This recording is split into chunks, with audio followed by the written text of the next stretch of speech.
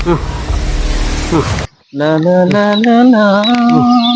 আরে কুদ্দুস, কি রে কুদ্দুস, তোর কি হয়েছে? হ্যাঁ দাদা তাই তোর আসলে কি সমস্যা, তোর কি হয়েছে কসা ভাই, তোর কি সমস্যা তোর ক? দাদা জ্বর আনছে। বুঝলো তো কি রে? জ্বর আনছে মানে? উঠ উঠ উঠ উঠ দি। উঠতে পারতেছি না।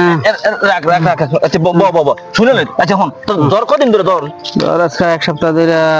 এক সপ্তাহ ধরে জ্বর, তুই খাইছ কি? আরে আঙ্গো দাদি টিনি ফাটা সেচা একটু রস দিতে পারে খাইছিলাম।